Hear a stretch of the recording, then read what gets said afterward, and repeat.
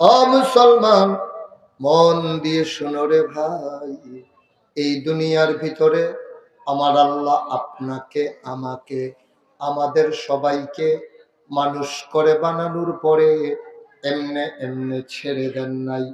কোন পথে গেলে জান্নাত, কোন পথে গেলে জাহান্নাম, কোন পথে গেলে লাভ আর কোন পথে গেলে লোকসান, কোন পথে ভালো, কোন পথে মন্দ, কোন পথে কল্যাণ, কোন পথে অকল্যাণ, কোন পথে শিরক বিদআত, কোন পথে তাওহীদ রিসালাত, কোন পথে কুফর আর কোন পথে ইসলাম জানানোর জন্য যুগে যুগে আমার আল্লাহ আমাদের জন্য নবী এবং রাসূল পাঠাইছেন।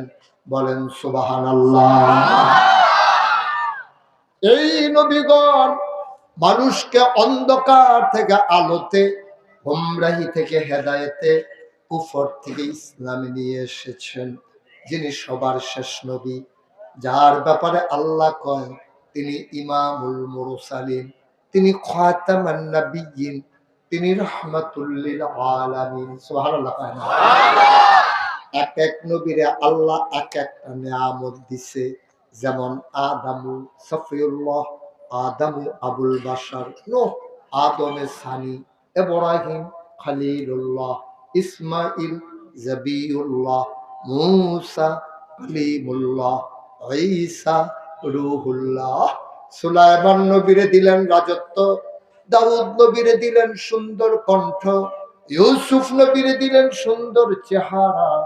জানতে মন চায় সব নবীরে সব দিলেন, আমার নবীরে কি দিলেন?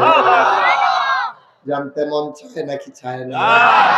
সাহাবীন, তাবেঈন, তাবে তাবেঈন, উম্মাহাতুল মুমিনিন, আইম্মে মুজতাহিদিন, আইম্মে শরীয়ত, আইম্মে তরিকত, সালফে সালিহিন, উলামায়ে মুতাকাদ্দিমিন মুতাআখিরিন, ইমাম সাহেবান, মুফাসসিরিনে কেরাম, মুহাদ্দিসিনে আযম, সবাই মিলে একমত হয়ে গেল। শুনো শুনো শুনো, 1,24,000 বলো অথবা 2,24,000 বলো, সকল নবী এবং রাসূল মিলে যা আমার নবীজি একাই তা।